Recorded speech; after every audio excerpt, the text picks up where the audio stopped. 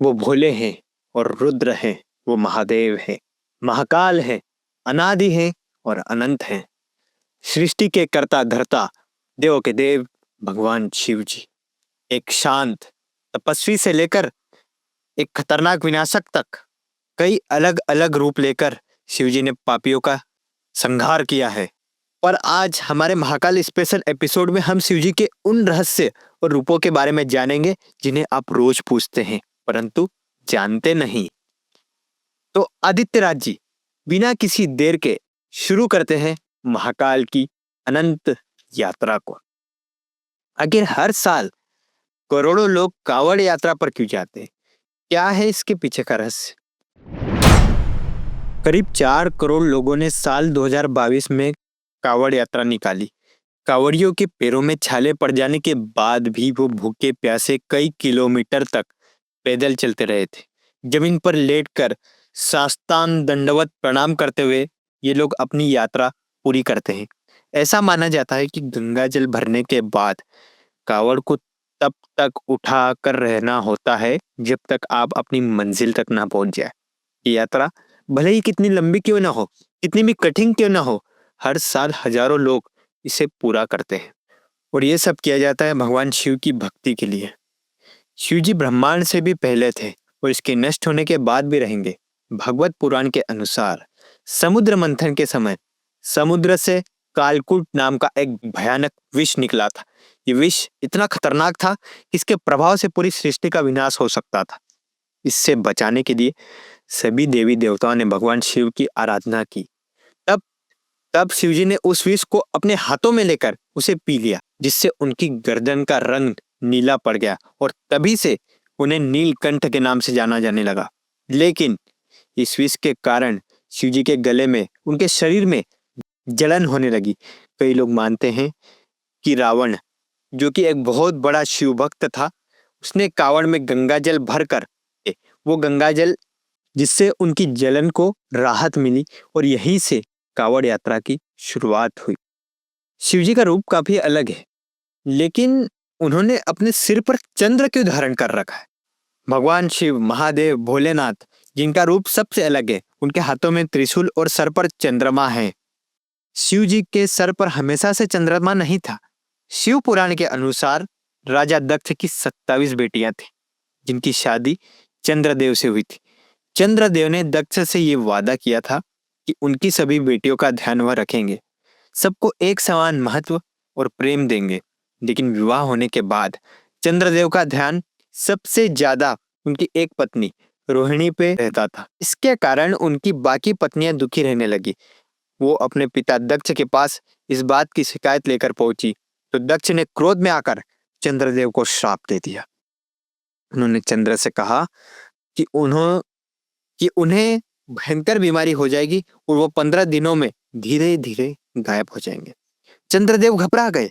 श्राप से बचने के लिए ब्रह्मा जी के पास पहुंचे, तो ब्रह्मा जी ने उन्हें भगवान शिव की आराधना करने को कहा। तब चंद्रदेव ने मिट्टी का एक शिवलिंग बनाया और महामृत्युंजय मंत्र का जाप कर शिव जी का ध्यान करने लगे। चंद्रदेव के कई बार पाठ करने के बाद आखिरकार शिव जी ने उन्हें अपने दर्शन दिए, उन्हें वरदान दिया कि 15 दिनों में तुम पूरी तरह से गायब होने के बाद अगले 15 दिनों में फिर से पूरे हो जाओगे। इसलिए माना जाता है कि हर 15 दिनों में चंद्रमा घटने लगता है और अमावस्या के दिन पूरा गायब हो जाता है।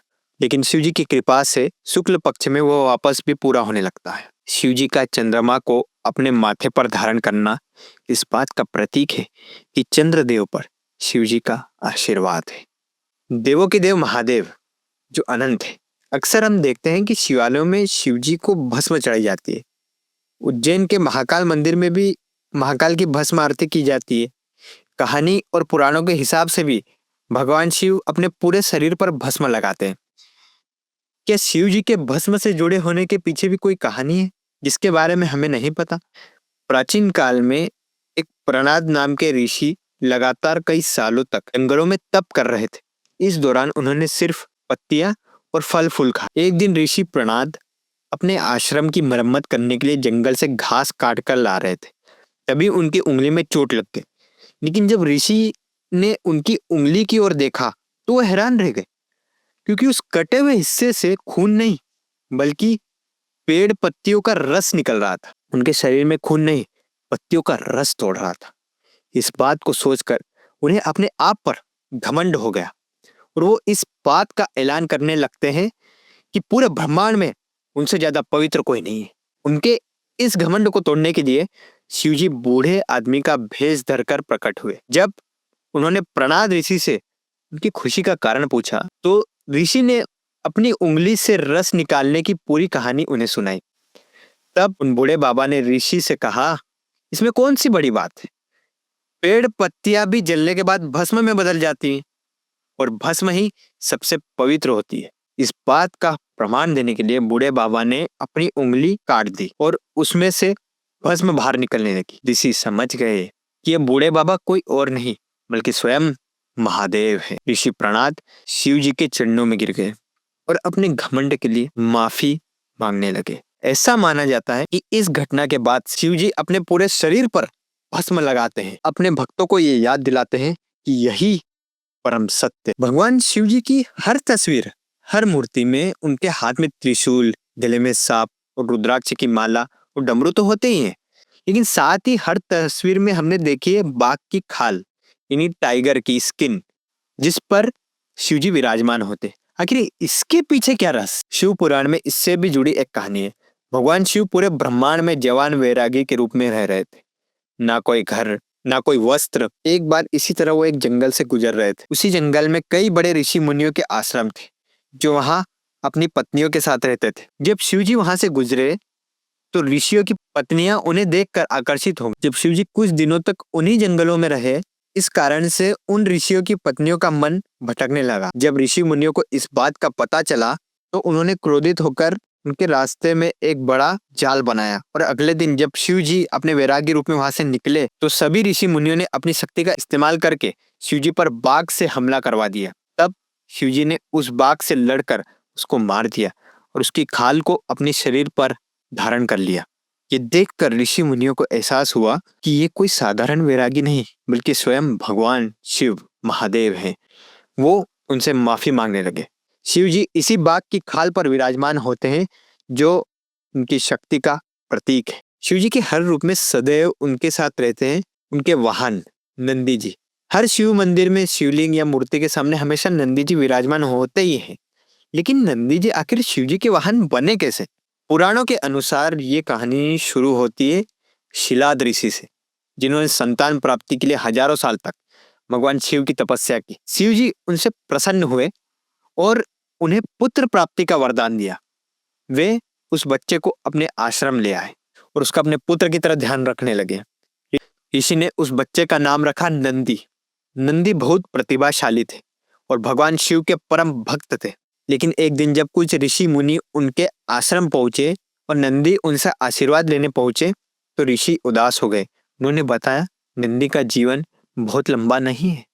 लेकिन जब नंदी को यह बात पता चली तो वो हंसने लगे और अपने पिता से बोले कि आप शिव जी के साक्षात दर्शन कर चुके हैं, फिर भी ऋषि मुनियों की बात सुन रहे हैं। क्या आपको लगता है कि जब तक हमारे सर पर शिव जी का आशीर्वाद है तब तक काल भी हमारा कुछ बिगाड़ सकता है? इसके बाद नंदी ने अपने पिता का आशीर्वाद लिया और पूरे मन से शिव जी की तपस्या में लग गए। जब शिव जी नंदी के सामने प्रकट हुए और नंदी से मनचाहा वरदान मांगने को कहा तब शिव जी ने उनकी प्रार्थना स्वीकार कर ली।